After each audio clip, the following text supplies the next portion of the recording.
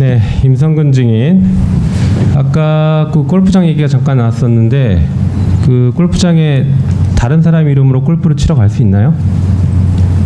다른 사람 이름으로 골프를 치러 갈 길은 어렵습니다. 어렵다고 생각합니다. 어렵다고 생각해요? 네. 그래서 이종호 씨 이름이 없으니까 이종호 씨랑 골프 안 친 거다 이렇게 얘기하는데 한번 PPT 보여주시죠. 국방부에서 답변을 이렇게 했어요. 일반인은 신분을 확인하지 않으며 본인이 기록한 명단에 의해 작성된 자료입니다. PPT가 안 뜨네요. 예. 자, 봐봐요. 일반인은 신분을 확인하지 않아요. 그래서 차명으로 얼마든지 갈 수 있습니다. 이종호 씨가 실제 갔어도 다른 사람 이름으로 갔으면 안 드러난다는 얘기예요. 그러니까 그렇게 자신만만하시면 안 됩니다. 자, 그리고 이종섭 증인. 아까 이 사건을 좀 전체를 크게 놓고 봅시다. 장관의 적법한 지시를 따르지 않은 것이 이 사건의 본질이다 이렇게 얘기를 했어요. 예, 이첩 보류 지시를 장관이 했죠. 예, 했습니다. 네, 김계환 사령관에게 했죠. 맞습니까? 예, 했습니다. 예, 7월 31일자 수사보고에 서명한 문건은 문건으로 취소된 적 없죠. 예, 맞죠? 자, 이첩 보류 지시를 혹시 해군 참모총장에게 했나요? 해군 총장에게는 하지 않았습니다. 안 했죠. 두 가지 위법이 있습니다. 첫 번째, 본인이 서명한 문건을 구두로 적법하게 취소할 수가 없습니다. 장관의 지시나 명령은 대통령만 취소 가능해요. 정부 조직법상. 그러니까 지금 경로한 대통령이 취소했다 이거 아니고선 설명이 안 됩니다. 두 번째 위법이 뭐냐면요. 군사보안법 보시죠. 군사보안법 38조입니다. 국방부 장관은 군 검찰 사무의 최고 감독자로서 일반적으로 군 검사를 지휘 감독한다. 다만 구체적 사건에 관해는 각군 참모총장과 국방부 검찰단장만을 지휘 감독한다. 이첩 보류는 구체적인 지시, 이 사건에 대한 구체적인 지시인데 방금 증인의 입으로 참모총장에게 지시한 적 없다고 했습니다. 김계환 사령관에게만 계속 지시했죠. 맞습니까?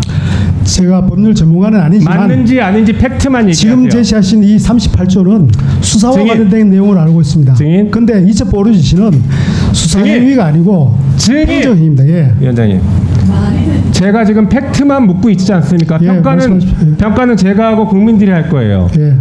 자, 다시 묻겠습니다.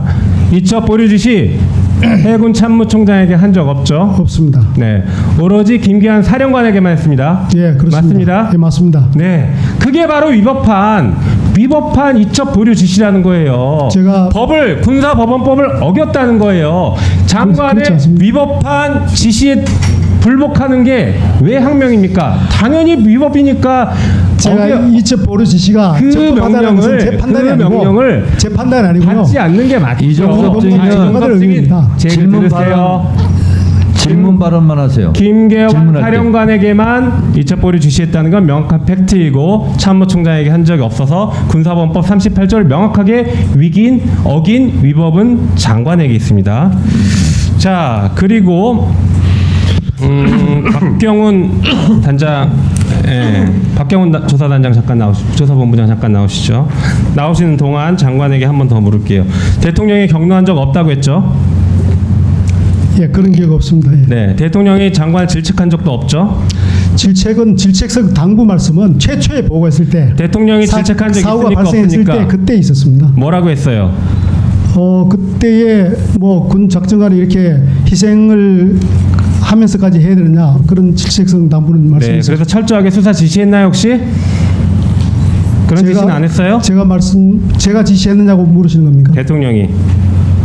아마 그때 그런 말씀도 하셨던 걸로 기억하는데 정확하지는 않습니다. 예. 대통령이 지시를 지금 기억 못하면 어떡해요? 장관이.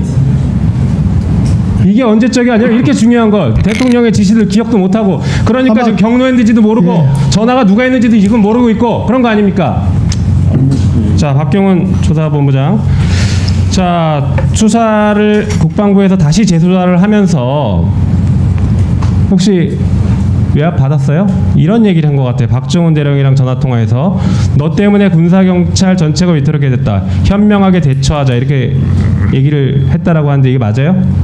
그런 의미로 얘기한 건 아닙니다. 네. 그러면 현명하게 대처하자는 말은 무슨 의미이고 그 보니까 실제로 2명만 이 건에서 이첩했어요. 왜 그렇게 됐는지 수사 내역이 있었는지 한번 말씀해 주세요. 박정훈 대령하고 통화하면서 그 당시에 보도도 됐었는데 박정훈 대령이나 저나 같은 군사경찰이고 박정훈 대령도 힘들고 그래서 군사경찰 전체가 이것 때문에 힘들기 때문에 그런 의미로 이야기한 거고 두 번째는 그 2명만 이첩했다고 되는데 실제 아까 그 질의에도 나왔지만은 저희가 경북경찰청에 넘길 때 해병 수사단 1광수대로부터 사건 기록, 그 변사 사건 기록 원본을 이관받아 가지고 저희가 검토한 의견 더 붙여 가지고 원본 그대로 해병 수사단 기록에서 하나도 빠진 거 없고 저희 검토 의견 더 붙여 가지고 보냈는데 보낼 때도 마찬가지로 혐의가 특정되는 그 저희가 재조사를 하진 않고 해병 수사단 기록만 가지고 검토를 했는데